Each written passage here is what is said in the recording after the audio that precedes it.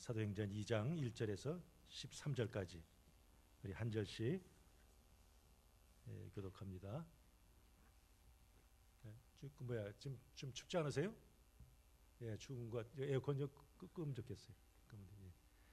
사도행전 2장 1절에서 13절입니다. 제가 한 절, 성도님께서 한 절 교독합니다. 제가 먼저 읽습니다.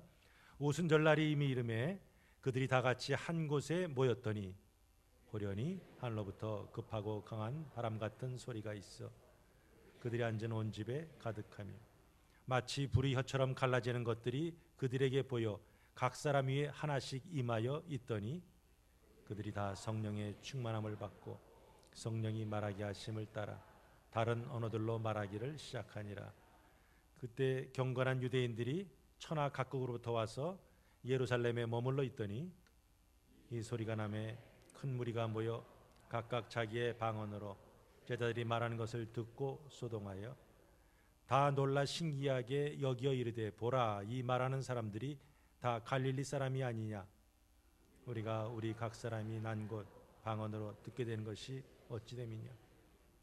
우리는 바데인과 메데인과 엘람인과 또 메소보다미아 유대와 갑바도기아 본도와 아시아 부르기아와 밤빌리아 애굽과 및 구레네에 가까운 리비아 지방에 사는 로마로부터 온 나그네 곧 유대인과 유대에게 들어온 사람들과 그레데인과 아라비아인들이라 우리가 다 우리의 각 언어로 하나님이 큰 일을 말함을 듣는도다 하고 다 놀라며 당황하여 서로 이르되 이 어찌 된 일이냐 하며 다 같이 또 어떤 이들은 조롱하여 이르되 그들이 세술에 취하였다 하더라. 아멘. 송구 영신 예배 때 가족별로 내는 기도 제목이 있습니다. 또 우리 목자 보고서에 적힌 교우들의 기도 제목이 있습니다. 그것들을 보면 제일 많이 나오는 그 타픽이 바로 성령 충만입니다. 자, 왜 그럴까요? 현재 내가 가진 능력이나 혹은 내가 처한 형편으로서는 이것을 벗어날 길이 없기에 성령의 능력에 힘입어서 뭐 신앙생활도 잘하고 뭐 가정생활도 잘하고 또 사업도 잘 해보겠다는 그런 의도겠죠. 자, 그렇다면 이 자리에 계신 분들은 성령으로 충만하다 자기 자신을 진단할 때 그렇게 생각하십니까? 또 하나는 성령을 구하는 이유가 뭡니까? 그 구하는 의도가 과연 주님의 뜻에 합한 것이 됩니까? 오늘 성령 강림주의를 맞이해서 성령 충만에 대한 그 이유를 분명히 알고 성령 충만을 사모할 뿐 아니라 이 자리에 계신 모든 우리 성도님들이 성령 충만 받아서 기쁨이 있고 능력이 있고 열매가 있으시기를 주의 이름으로 축복합니다. 아멘. 자, 다락방에 120명의 성도들이 모였어요. 그래서 그들은 예루살렘을 떠나지 말고 아버지 약속하신 것 곧 성령을 기다리라는 주의 말씀을 딱 붙들었습니다. 전에 같으면 피곤한데 뭐 일이 있어서 그럴 텐데 이제는 달라졌어요. 주의 말씀이 주님께서 뭐라고 말씀하시든지 그들은 전적으로 순종하는 그런 분들이 되었어요. 그래서 그들은 모여서 전혀 기도에 힘썼습니다. 자, 이들이 함께 모여서 기도한 지 열흘째 되던 날, 그날이 유대력으로 따지면 오순절이었습니다. 자, 6월절에 출애굽할 때 6월절에 누구를 죽였어요? 어린 양을 죽였어요. 그래서 그 피를 기둥과 문설주에 발랐습니다. 바로 그 6월절에 우리 예수님께서 십자가에서 죽으셨어요. 구약은 장차 오실 메시아가 하는 책이라고 했어요. 그러니까 구약에 있는 모든 내용들이 결국은 예수님을 가리키고 예수님의 사역을 통해 그것이 하나하나 이루어집니다. 6월절 어린 양이 죽었듯이 어린 양으로 이 땅에 오신 우리 예수님께서 바로 6월절에 십자가에서 죽으셨어요. 6월절 다음 날부터 그 유대인 달력으로 1월 15일부터 21일까지 한 주일 동안을 무슨 절이라 불러요? 무교절이라 부르죠. 그럼 일주일이니까 일주일 중에 적어도 하루는 안식일이 있어요. 그 안식일 다음 날을 초실절이라 부릅니다. 추수한 곡식의 첫 이삭 그 한 단을 하나님께 드리는 그 초실절에 우리 예수님께서 부활하심으로 부활의 첫 열매가 되었어요. 구약 사람들은 처음이니까 하나님께 제사 드려야지. 그냥 그 초실절만 생각했어요. 그러나 나중에 보니까 이 초실절에 우리 주님께서 부활하셨구나 하는 것을 깨닫게 됩니다. 그러면 그 초실절로부터 시작해서 50일째 되는 날, 그 날을 가리켜서 오순절, 혹은 7번 이 주간을 지났다 해서 77절, 혹은 보리를 추수한다 해서 맥추절, 뭐 이런 일들을 붙여놨죠. 그러니까 그때는 추수한 첫 열매를 가지고 하나님께 바치면서, 하나님, 우리가 지난 한 해 동안은 좀 제대로 신앙생활을 못했지만 이제는 다시 한번 하나님의 언약에 비추어서 제대로 해보겠습니다 하면서 새롭게 언약을 다짐하는 날이 바로 오순절입니다. 그래서 제사 드릴 때 떡 2개를 이렇게 하나님 앞에 흔들어서 요제 이렇게 하나님 하면서 흔들어서 바로 일깨우는 거죠. 정신 차리겠습니다 하면서 일깨우는 거예요. 그래서 추수에 대한 감사를 표현하고 또 떡을 바치면서 이 추수 전체가 사실은 다 하나님께로 왔습니다, 감사합니다, 영광 돌리는 날입니다. 더구나 그 오순절에 모세가 시내산에서 토라 율법을 받았다고 전해집니다.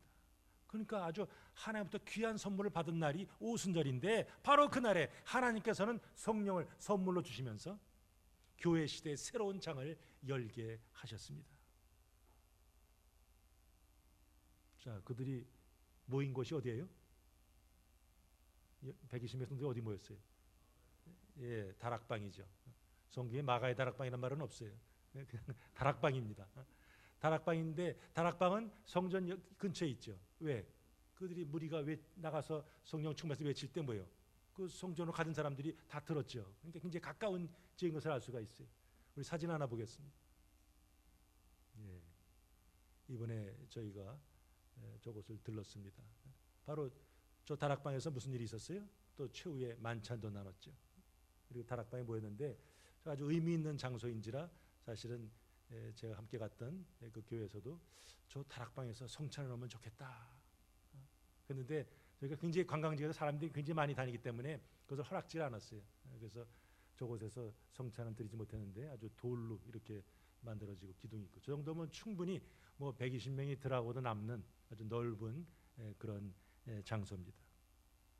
자, 저 장소에서 기도하던 제자들에게 성령이 호련히 그리고 하늘로부터 임했다 하면서 바로 이 현상이 우연히 일어난 것이 아니라 하나님의 때, 하나님의 주관하신 가운데서 일어났음 하는 것을 우리가 알 수 있죠. 자, 그러면 저기서 기도할 때 바람이 불었다, 맞아요, 틀려요? 맞는 것도 같고 틀린 것도 같고. 불이 임했다, 맞습니까, 틀립니까? 오늘 성경 어떻게 돼 있어요? 우리가 성경을 정확히 보셔야죠. 급하고 강한 뭐요? 바람 같은 소리. 바람이 분 게 아니라 휙 하면서 뭐예요? 바람 같은 소리가, 그래서 거기 사람들이 모두 분명히 들었어요. 그 다음에 또 뭐가 보였어요? 불이 타오를 때 불꽃이 이렇게 끝부분이 뾰족하지 않습니까? 그 불이 타오를 때 그 불의 끝부분이 여러 방향으로 퍼지듯이 그 불꽃이 퍼져가지고 120명 한 사람 한 사람에게 탁 그 불꽃이 탁 터지게 간 거죠. 그것을 어떻게 했다고요? 보았다 그랬어요. 그러니까 120명이 확실히 들었고 120명이 확실히 보았다 하는 거죠. 뭐를요? 바람 같은 소리를 들었고 불 같은 것을 봤어요. 자, 바람이나 불이나 구약에서 다 이거 하나님의 임재의 상징이죠. 시내산에서 모세가 하나님을 만날 때 어떻게 했어요? 갑자기 꽝꽝꽝 하면서 우레가 있었어요. 그래서 반짝반짝하면서 번개가 있고 그냥 빵빵빵 하면서 나팔 소리가 들렸어요. 시내산 전체가 막 우르르 하면서 막 진동하고 연기가 자욱하고 그야말로 그건 불 가운데서 하나님께서 나타나셨어요. 그런 것을 오순절 다락방에서 비슷하게 보여줍니다.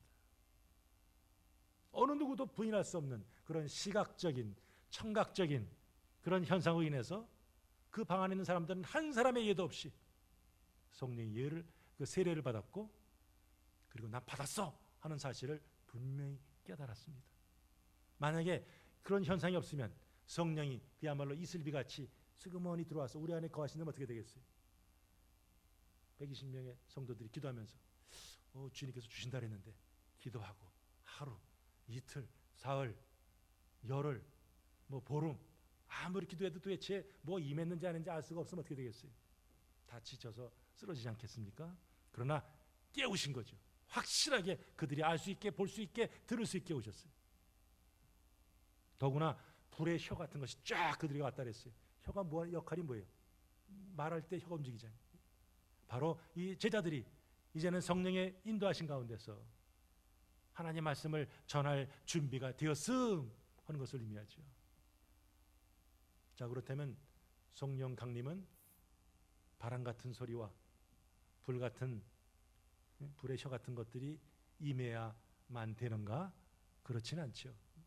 우리가 성경을 볼 때 이것은 일반적인 현상인가 아니면 그 시대의 특별한 상황인가 하는 것을 분별할 수 있어야 돼요. 지금 성령 임할 때 뭐 항상 바람 같은 소리, 불 같은 이런 현상이 나타나는 것은 아니에요. 그러나 이때에는 확실하게 그 모인 무리들에게 지금은 새로운 시대다, 너희들은 확실히 성령 받았다는 것을 알려주기 위함이죠. 그러나 공통적인 것은 있어요. 하나님의 성령으로 충만해질 때 그 받은 사람들은 성령의 인도하심 따라 우리 표준 세번에 의하면 성령이 시키는 대로 움직이게 되어 있습니다. 그러니까 그 성령의 임재는 그 다락방에 있는 그 제자들을 완전히 압도했어요. 그리고 그들을 완전히 변화시켰어요. 전에는 겁쟁이들이 저 방 안에서 문 꽁꽁 걸어 잠그고 이거 누가 우리 혹시 체포하러 오면 어떡하나, 이거 무서워라 벌벌 떨던 자들이었어요. 그러나 하나님의 성령을 받은 후에는 그들은 완전히 달라졌습니다. 예수님이 승천하실 때도 아이고 예수님 이제 올라가시면 이제 어떡하나, 이제 우리 어떻게 사역하지 하면서 그야말로 무력하게 하늘만을 바라봤어요. 계속 바라보니까 하나님의 천사가 나타나서 도대체 너희들 뭐 하는 거냐 말할 정도였어요. 그러나 하나님의 성령이 그들에게 임하니까 그들은 하나님의 성령의 능력을 가진 이 증인들로 바뀌었어요. 세례자 요한이 나는 너희에게 물로 세례를 베풀었거니와 그는 너희에게 성령으로 세례를 베풀리라 마가복음 1장 8절에 예언했는데 그 예언이 이루어졌어요. 세례자 요한은 회개를 표시하는 물 세례를 줬는데 내 뒤에 오시는 이 그분은 너희들에게 성령으로 세례를 주실 것이라. 근데 왜 세례라는 말을 쓰죠? 성령 충만과 성령 세례가 무슨 차이가 있어요? 세례는 한 번이죠. 예수님 믿을 때 우리가 모든 성도들 앞에서 세례 받지 않습니까? 그 뭐 수시로 받습니까? 그때는 그냥 억지로 받은 것이고 이제 정말로 마음의 감동을 진짜 받겠습니다 하시는 분이 있어요. 또 뭐 천주교에서 개신교로 또 일반 교회 있다가 또 침례할 때 그 물 찍어 바른 건 엉터리고 물속에 풍덩 들어가야 진짜야 하면서 어떤 침례교에서는 다시 또 침례 받으라는 분, 그런 교회도 있어요. 그러나 원칙상 세례는 뭐예요? 한 번 받는 거죠. 마찬가지로 여기서 성령 세례도 마찬가지. 처음 받으니까 이건 성령 세례. 이후에는 뭐예요? 계속해서 성령 충만 그들에게 이렇게 반복되는 것을 보죠. 자, 그런데 이 성령 충만 받은 자들이 방언을 하죠. 근데 그것이 각 나라 언어로 말했다 그랬어요. 우리 주님께서 승천하시면서 땅 끝까지 이르러 내 뭐라고요? 증인이 되라 그랬어요. 그러니까 바로 뭐예요? 다양한 언어로 지금 말한다는 건 뭐예요? 이제 이들이 땅까지 이르러 복음을 증거할 증인들이 되었다 하는 것을 보여주는 거죠. 조금 전에 말씀드린 것 같이 제자들은 성령 받기 전의 삶과 받은 후의 삶이 달라졌어요. 그렇다면 이 자리에 계신 분도 마찬가지죠. 성령의 능력으로 변화된 삶을 살고 있습니까? 아니면 여전히 옛 모습 그대로 살고 있습니까? 교회는 성령의 능력으로 말미암아 세워지는 곳입니다. 성령의 충만이 임할 때 교회는 거룩한 능력의 공동체가 됩니다. 그러므로 저와 여러분들은 이 하나님의 선물인 성령 받기를 사모해야 돼요. 그럴 때 하나님께서는 갈급한 심령에 그 성령을 부어주십니다. 그럴 때 우리 안에 회개 역사 나타나고 부흥 역사 나타나고 우리 개인뿐만 아니라 우리 교회에서 우리의 삶의 현장에서 놀라운 변화가 나타납니다. 근데 오늘 누가는 그 오순절에 전 세계에서 지금 유대인들이 예루살렘을 방문했다 이렇게 나오죠. 자, 예루살렘을 유대인들이 보통 방문한 이유가 뭐라고 그랬어요? 첫 열매를 드리는 거죠. 추수한 것을 하나님께 드리는 거예요. 또 한편으로는 하나님께 언약의 근거에서 이제 한번 제대로 살아보겠습니다. 다짐하는 날이죠. 근데 그 온 사람들을 5절에 보니까 그때에 경건한 유대인들이 천하 각국으로부터 이렇게 나옵니다. 자, 경건한 유대인 그랬어요. 그런데 이 경건이란 말이 특히 사도행전에서는 여러 번 반복되고 있습니다. 물론 경건하다 그 산전적인 의미는 fear God이죠. 하나님을 두려워한다. 그러나 그 이상의 의미가 있어요. 누가는 의도적으로 이 경건하다는 말을 붙이는 그룹이 있어요. 과연 누구한테 이 경건하다는 말을 붙일까요? 사도행전 10장에 보니까 베드로가 환상을 봤어요. 야, 너 이제 고넬료가 널 부러울 텐데 너 가라. 바구니에 레위기에 나오는 모든 부정한 그 식물들이 쫙 내려오죠. 환상 가운데 먹어라. 베드로가 이렇게 보니까 뭐예요?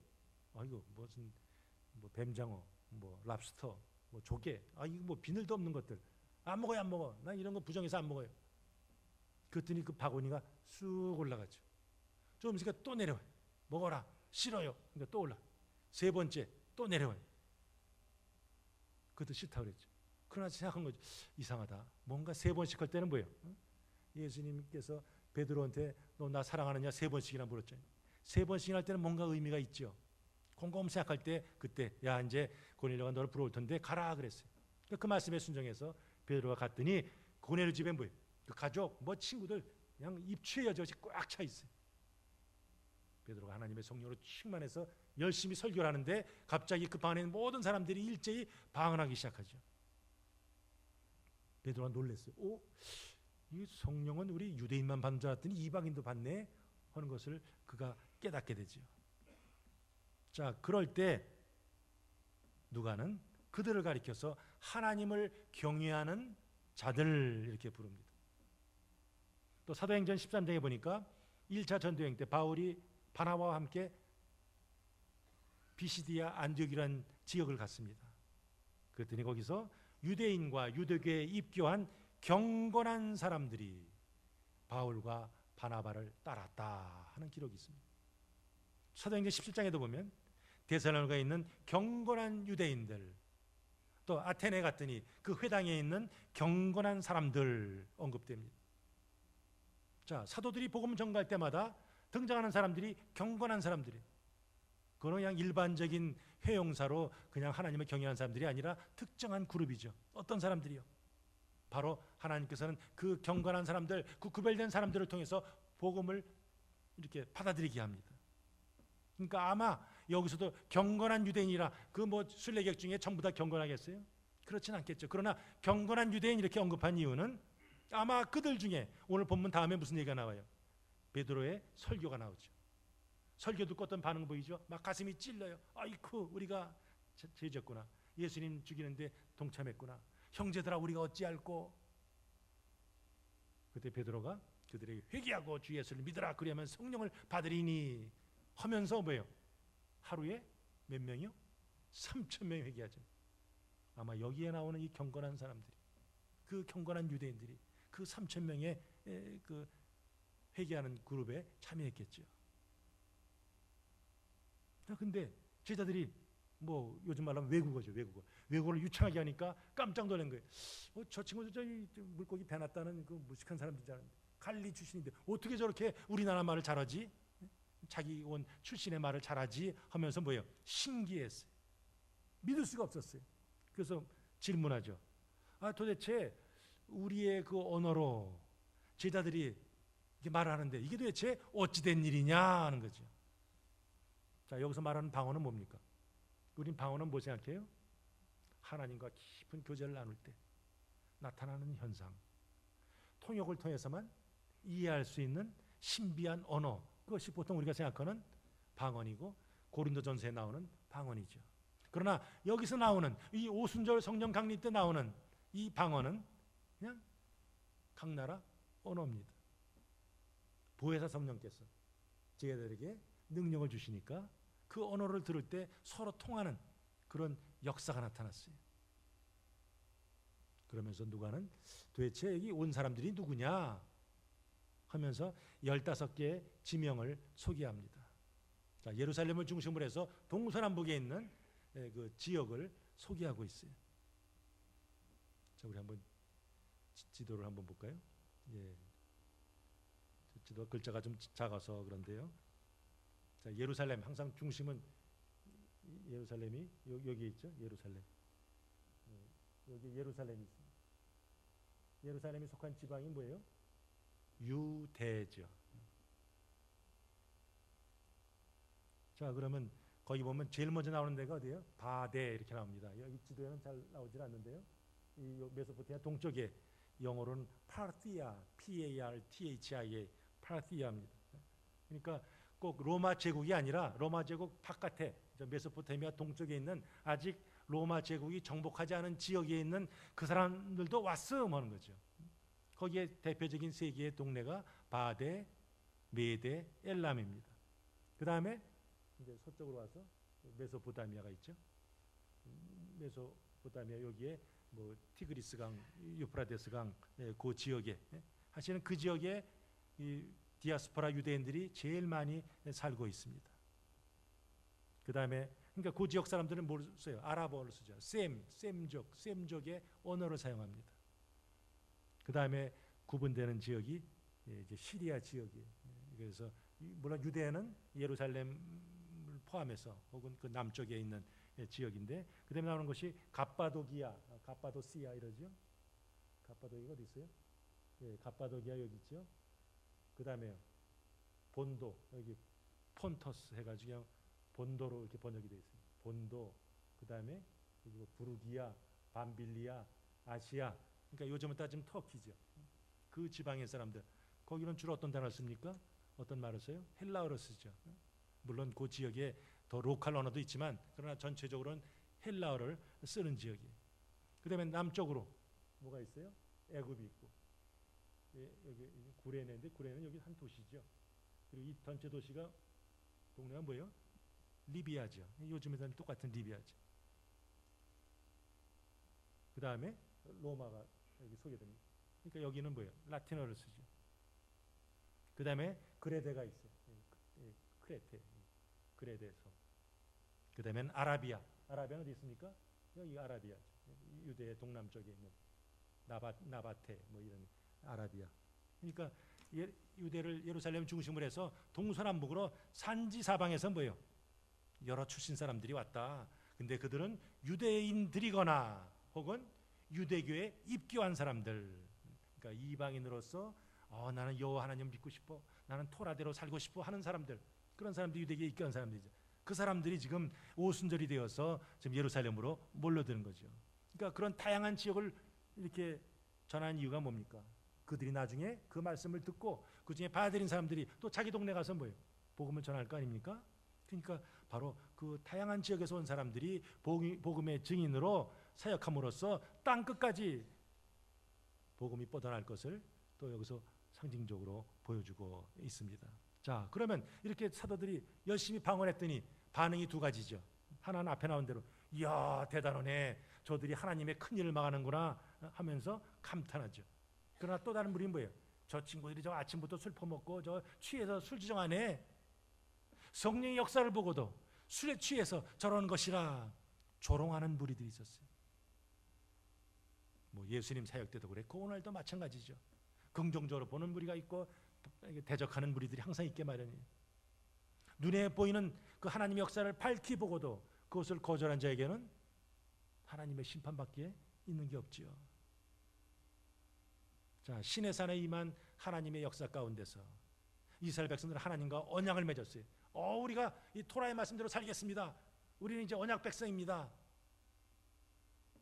그런데 이제 오순절 성령 그걸 계기로 해서 이제는 새로운 언약 백성이 태어났어요.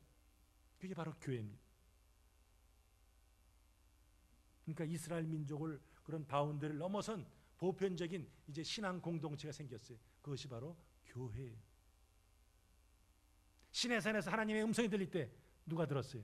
모세만 들었습니다. 그러나 오순절에 이 복음이 전파될 때 누가 들었어요? 누구든지 제자들을 통해서 하나님의 큰 일을 다 듣게 되었어요. 즉 오순절 성령 강림은 이제 종말, 즉 새로운 시대가 시작되었음 하는 것을 알리는 아주 대단한 사건입니다. 자, 이것이 오늘 본문의 스토리입니다. 오늘 이 본문을 통해서 도대체 하나님께서는 왜 오순절에 하나님의 성령을 제자들에게 주셨을까? 그 의미를 우리가 세 가지로 살펴봅니다. 우리 첫 번째 같이 한번 읽습니다. 시작. 회복의 역사가 시작되었다. 각국에서 온 사람들이 자기들의 언어로 누구나 알아들 수 있었다 하는 것은 굉장히 중요한 의미를 가집니다. 창세기 10장에 보면은 노아 홍수에 그 노아 8식구를 통해서 생겨난 그 후손들의 족보가 쭉 나옵니다. 과연 하나님의 약속대로 그들은 번성하고 아주 번성한 그런 모습을 보여줍니다. 그런데 창세기 11장 보니까 번성한 후에 그 후손들이 하나님의 뜻을 거역하는 말과 행동을 했다는 그런 타락한 모습을 보여줍니다. 그래서 신할 평지에 그들이 모여서 골기대회하는 거죠. 야, 우리는 흩어지지 말자.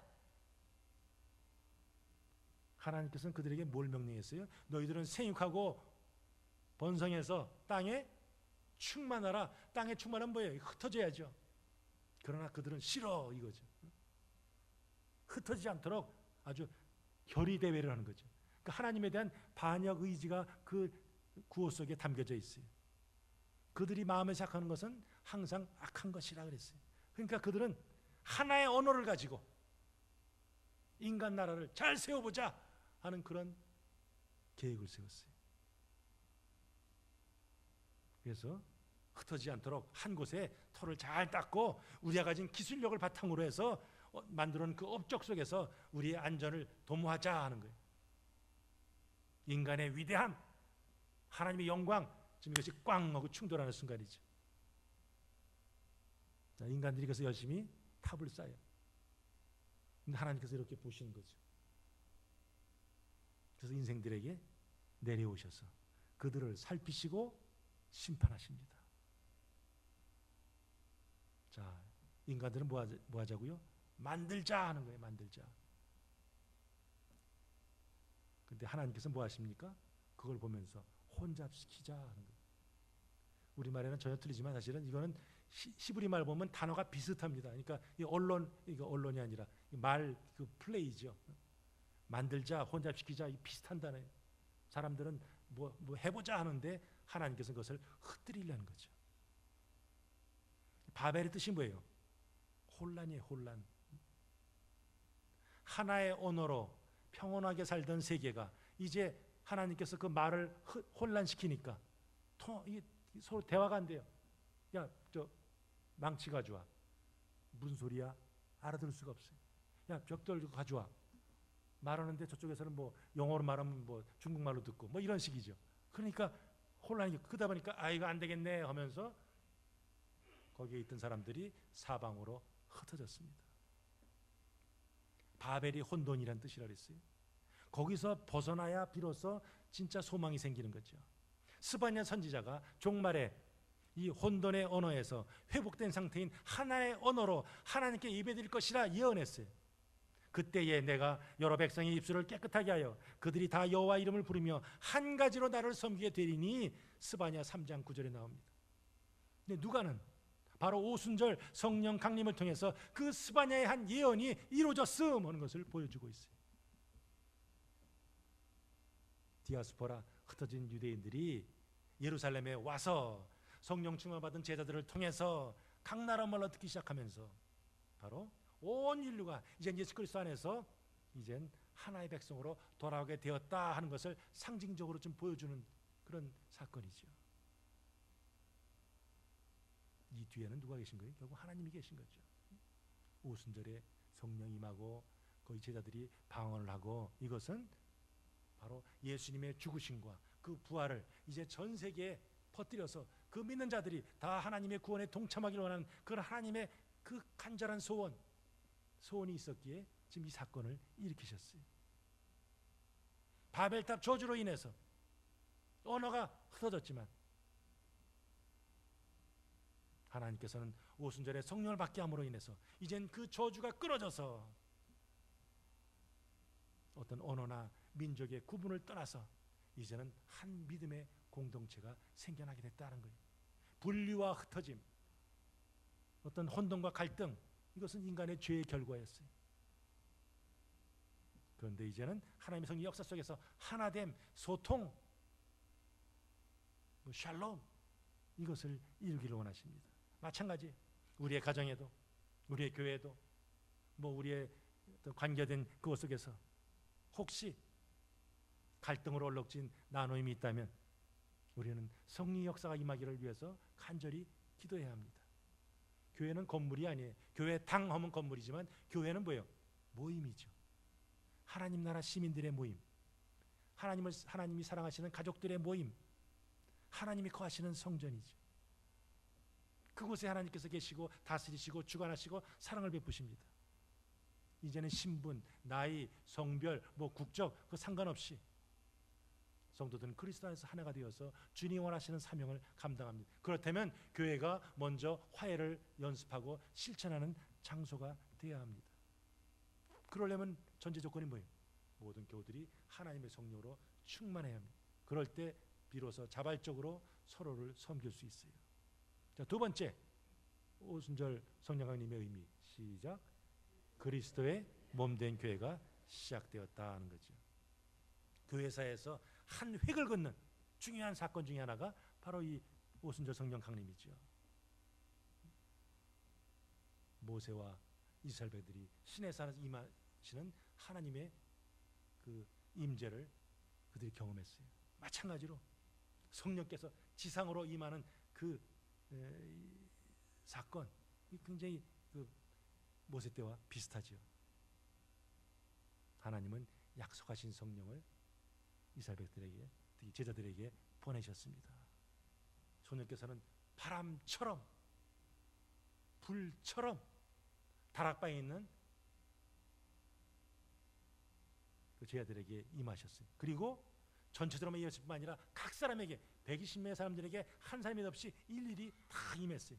성령님은, 우리는 성령하면 뭘 먼저 딱 생각합니까? 파워, 능력을 생각하죠. 그런 능력을 가지신 분이지만 그와 함께 인격적인 하나님이세요. 그러니까 우리가 제대로 신앙생활하지 못할 때, 우리가 고민할 때, 어려움에 시달릴 때 성령께서 뭐예요? 탄식하신다 그랬지. 이런 물건이 탄식합니까?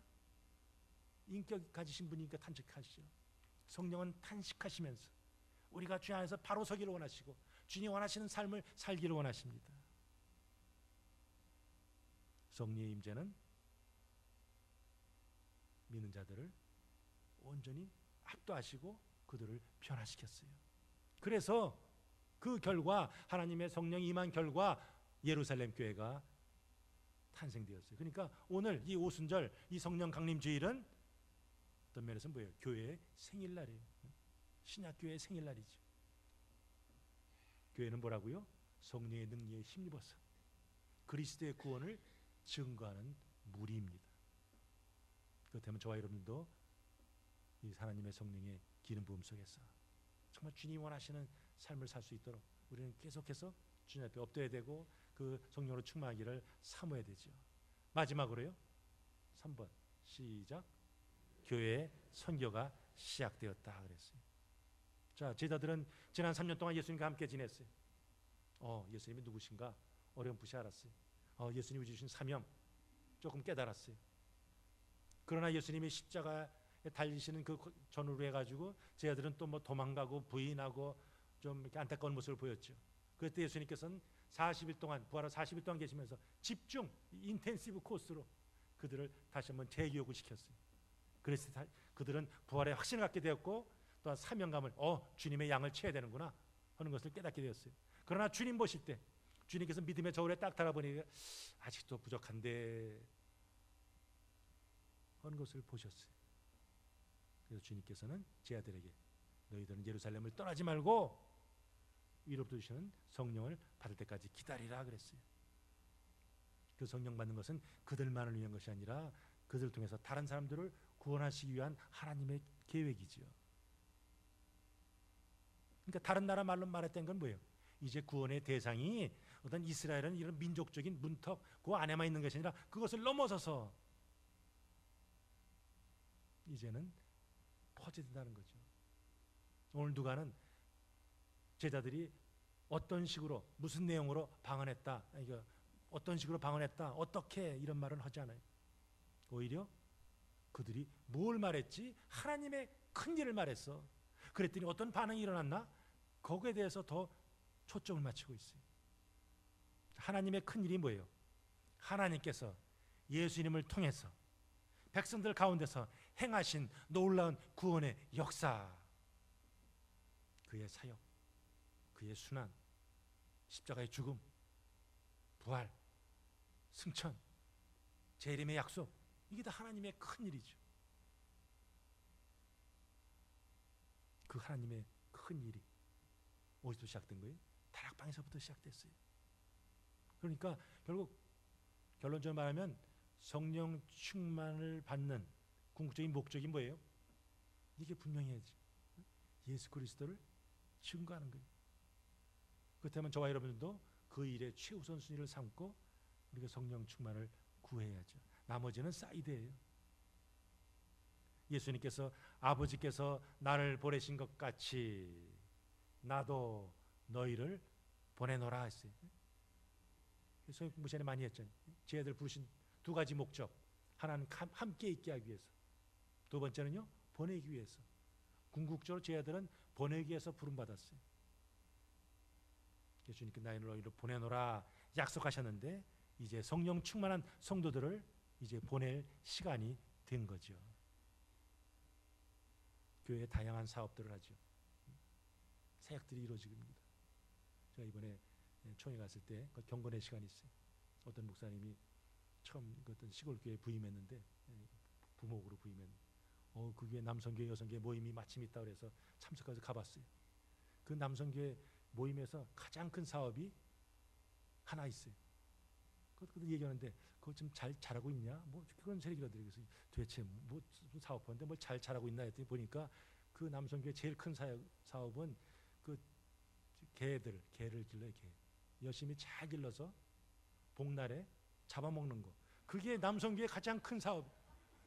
이게 도대체 이게 뭔가 이게 교회 본질에 정말 처음 들어보지 못한. 근데도 그건 아주 시리어스하게 한 마리씩 분양시켜서 그걸 잘 키워서 복날에 함께 모여서 잡아먹는, 이게 남성교회 최고의 사역이에요.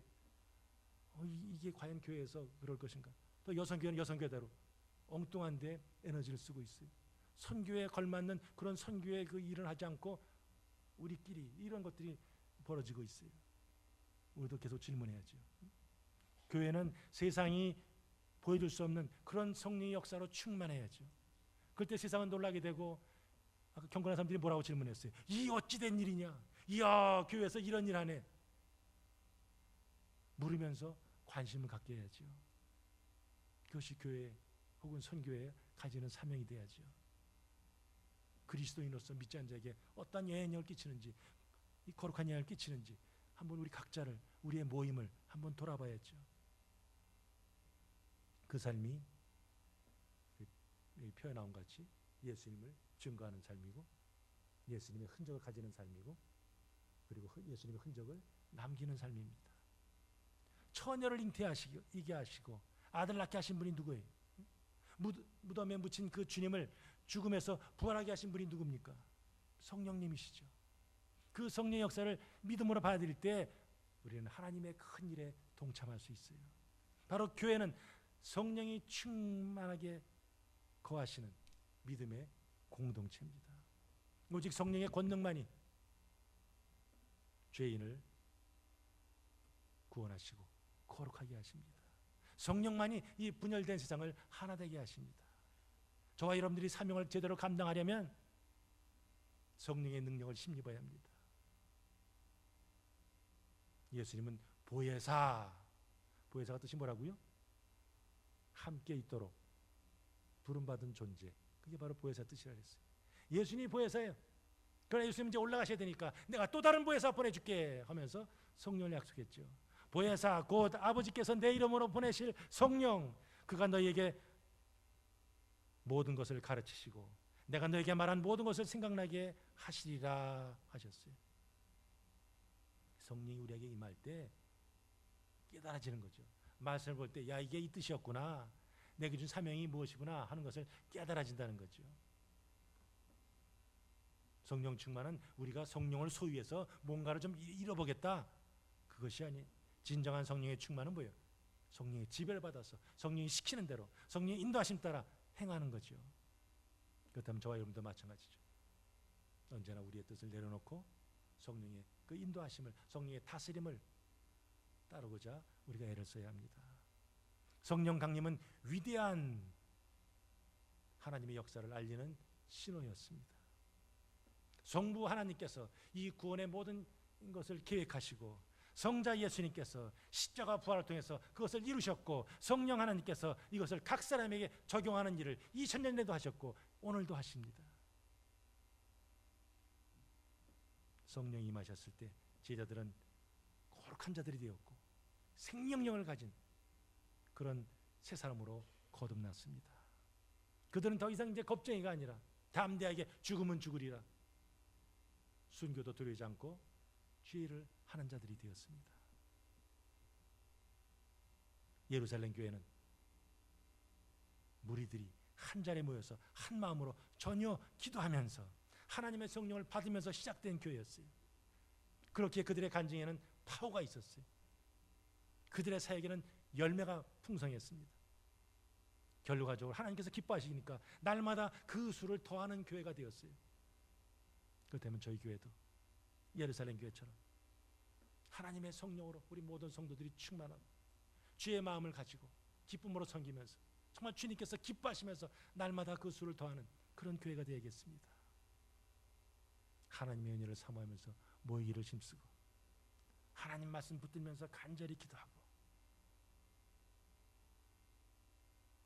나갈 때 하나님은 그 옛날 예루살렘 교회 같이 우리 교회 통해서 또 역사하십니다. 이 자리에 계신 우리 모든 성도들이 하나님의 성령으로 충만함을 받아서 좀 활기 있는 신앙생활, 열매 있는 신앙생활, 능력 있는 신앙생활, 다른 사람들에게 아름다운 본을 보이는 그런 신앙을 통해서, 신앙생활을 통해서 하나님께 영광이고 다른 사람들에게 본이 되는, 덕이 되는 그런 삶을 사시기를 주의 이름으로 축복합니다. 아멘. 우리 찬송 함께 부르시고